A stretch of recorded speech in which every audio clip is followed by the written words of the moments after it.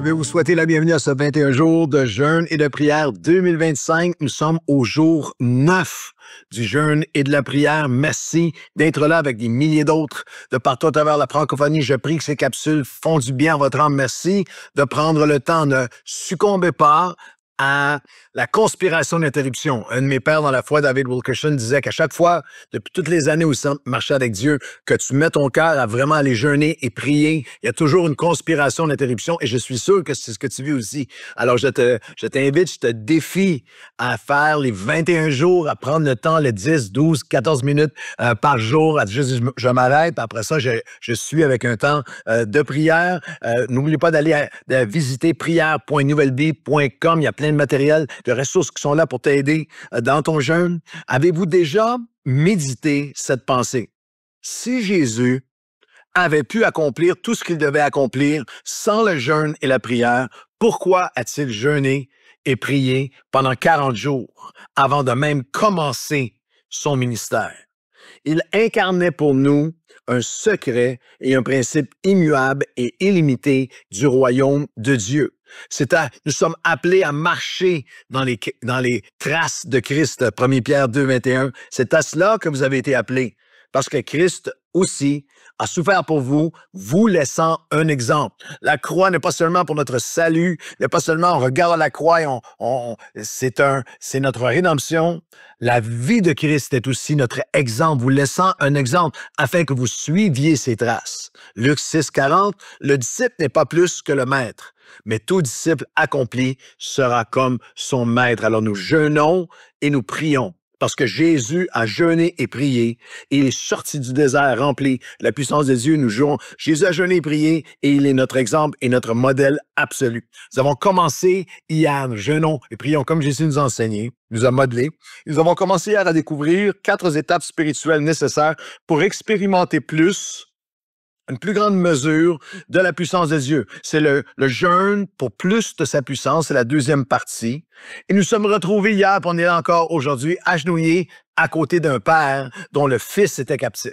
C'est toi, c'est moi, avec quelqu'un près de nous qu'on aime, quelqu'un dans notre vie qui a besoin d'une action surnaturelle de Dieu. Nous avons prié, mais nous avons besoin d'une intervention divine encore plus grande. On a besoin d'une mesure encore plus grande. C'est ce texte de Luc, de Matthieu 17, où Jésus dit, il y a cette mesure surnaturelle qui ne vient que par le jeûne et la prière. On regarde à ces 4 étapes ensemble, on a vu qu'il faut descendre de la montagne, de la transfiguration. Que cette notion de descendre de la montagne, c'est une pierre angulaire. C'est un fondement de l'Église Nouvelle Vie. Depuis 31 ans, nous aimons la présence de Dieu, nous aimons être dans la louange, dans l'adoration, dans la prière, nous aimons être dans la bénédiction et l'onction de Dieu, mais nous savons que ce n'est pas une fin en soi. Nous jeûnons et nous prions pas seulement pour être encore plus bénis, avoir encore plus de prophéties, encore plus de bon temps dans la louange. Non, nous savons que dans le jeûne et la prière, Dieu nous ramène. Parce qu'au bas de la montagne, nous devons descendre. Nous refusons, comme Pierre a proposé dans ce moment, on est tellement bien en présence de Dieu. L'Église, c'est pas un bunker où on se cantonne entre nous-mêmes. Pierre a dit, on est tellement bien ici, on va bâtir 3 tentes pour on va rester ici. Jésus dit non.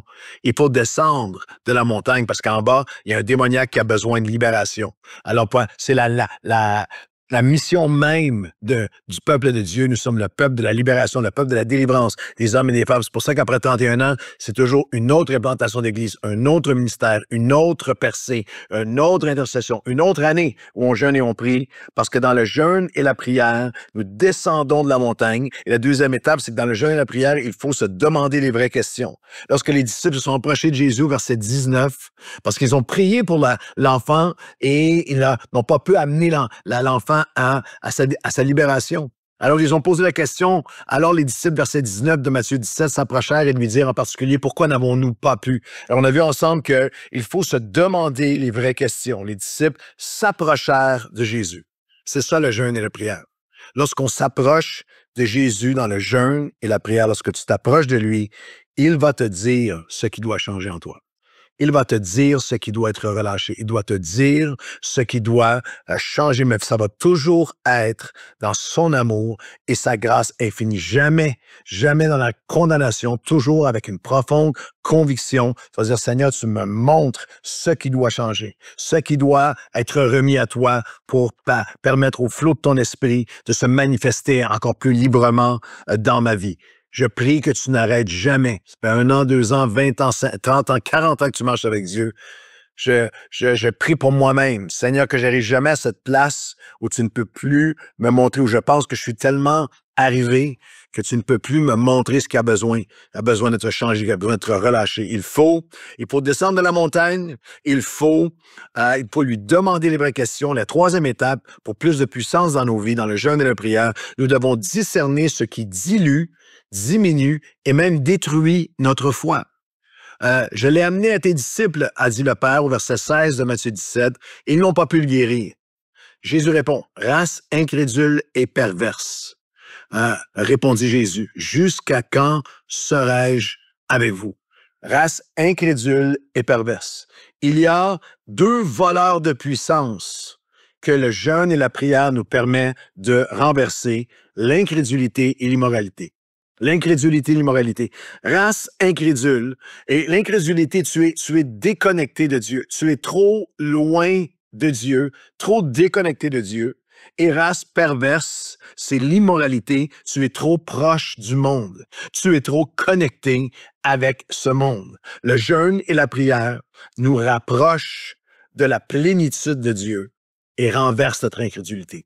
Le jeûne et la prière nous déconnectent du monde, de l'immoralité, de la perversion de ce monde, ce qui est tordu, de la sensualité, de l'hypersexualisation, du mensonge, du matérialisme, de la colère, de l'égocentrisme, de l'orgueil, de cet esprit anti-Christ, anti-principe de Dieu, anti-commandement de Dieu, anti-chose naturelle de Dieu, commandement de Dieu, fondement de Dieu. Cet esprit-là qui domine tout, domine les médias, domine tout ce qui prend place dans notre société. C'est par le jeûne et la prière que nous pouvons résister et renverser l'incrédulité qui fait que je suis trop loin de Dieu, je suis déconnecté de Dieu, et l'immoralité, où je suis tellement connecté avec ce monde, tellement pris, tellement envahi par toute cette sensualité, par tout ce péché, par toute cette méchanceté, par tout cet égoïsme, par toute cette souillure qui est à l'extérieur.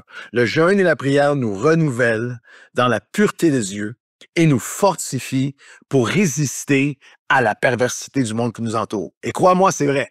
Si tu jeûnes et que tu pries, il y a une sensibilité plus grande qui vient. Des choses à lesquelles tu t'étais accoutumé, que tout à coup deviennent intolérables. Dieu te ramène à un sens de sanctification, un sens de pureté, un sens de je suis pas assez connecté de Dieu, alors je suis dans l'incrédulité, je suis trop connecté avec ce monde, je suis dans l'immoralité, j'ai besoin du jeûne pour me reconnecter à Dieu et me déconnecter de la perversité qui entoure. Comprenez bien, les disciples avaient déjà reçu l'appel, le pouvoir, la puissance de faire son œuvre. Dans Matthieu 10, quelques chapitres auparavant, puis ayant appelé ses 12 disciples, il leur donna le pouvoir de chasser les esprits impurs. Et là, il y a toute la liste des noms de guérir la maladie. Mais voici les noms des 12 apôtres, là, Simon et Pierre et André et Jacques et Philippe et Thaddée et Simon. Il y a toute une liste de prénoms. Pourquoi tous ces prénoms? Parce que Jésus veut nous rappeler que ça se passe une personne à la fois, ça se passe dans ton cœur, que chacun de nous. Pourquoi tous ces prénoms? Parce que chacun d'eux avait été, ce à quoi ils avaient été appelés devait être approfondi personnellement dans le jeûne et la prière. Ils avaient reçu un pouvoir, mais face aux garçons, ils étaient incapables d'amener cette mesure. Je veux le répéter. Ce que tu as reçu, ce à quoi tu as été appelé, doit être approfondi dans le jeûne et la prière, accentué dans le jeûne et la prière. Pourquoi tous ces prénoms? De Simon-Pierre jusqu'à Simon le Cananéen qui est dans le texte ici, de Jacques à Judas Iscariote, parce que chacun de nous avons le potentiel en nous pour être utilisé avec puissance, mais aussi le potentiel en nous pour le pire. Nous avons besoin de revenir, de dire, Seigneur, je discerne l'incrédulité qui étouffe ma foi, genre de peu de foi, qui empêche l'action de Dieu. L'incrédulité, c'est je suis pas assez connecté à Dieu, j'ai besoin de me reconnecter. Et l'immoralité, je suis trop connecté avec ce monde, j'ai besoin de me déconnecter, de me détacher de ce monde. Et ça amène à la dernière étape, à la quatrième étape, il faut découvrir et demeurer. Peut-être que pour toi, c'est découvrir parce que c'est la première fois que tu jeûnes, que tu pries. Et pour d'autres, c'est de revenir.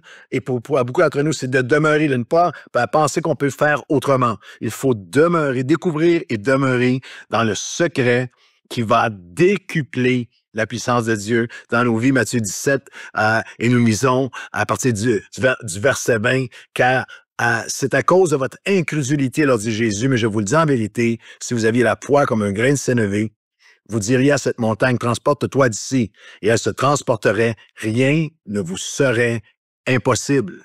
Dans la volonté de Dieu, dans le jeûne de la prière, rien ne vous serait impossible, mais cette dimension du démoniaque ne sort que par la prière et le jeûne.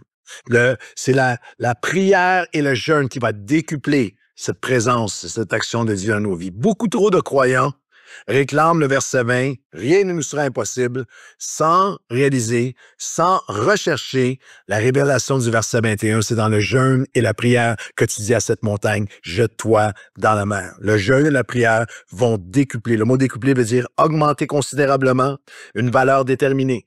La richesse, la valeur de la présence, de l'action, des promesses de Dieu dans ta vie peuvent être décuplées. Dans Marc 4, 8 et 20, il y a plusieurs endroits où Jésus a cette même énonce, ce même rappel, ce même principe. Une autre partie tomba à part de la semence de Dieu. Une autre partie tomba dans la bonne terre. Elle donna du fruit qui montait et croissait. Elle rapporta 30 et 60 et 100 pour un. Alors Jésus dit, dans le jeûne et la prière, il y a une valeur, il y a un trésor, il y a les promesses de la parole, il y a l'appel de Dieu sur ta vie, la paix de Dieu, la joie de Dieu, l'action de Dieu, l'impact de Dieu qui va se multiplier par le jeûne et la prière. Garde ces mots dans ton cœur, cette sorte de délivrance, cette mesure de libération, cette sorte d'onction, de faveur, de bénédiction, cette sorte de guérison, de cette sorte de provision divine, de conversion, de vie transformée, de rétrograde qui revient à Dieu, cette sorte de progrès, de fruit, cette sorte de ministère et de conquête et de victoire, cette mesure va être décuplée seulement par le jeûne et la prière. Alors Seigneur, dans le jeûne et la prière, nous entendons ta voix qui nous dit, dans ma volonté, rien ne vous est impossible. Alors nous commandons à ces montagnes de se jeter dans la mer, dans la vie de quelqu'un qui a besoin de guérison auprès de nous, de libération des dépendances, de la dépression, de l'oppression, des crises d'anxiété ou de panique, quelqu'un qui est aveuglé, quelqu'un qui est pris dans des liens de l'ennemi lui-même. Nous prions dans le nom de Jésus, nous commandons à cette montagne de se jeter dans la mer en nous appuyant sur la promesse que cette mesure de puissance sera décuplée par le jeûne et la prière dans le nom de Jésus. Amen. Bonne journée et à demain.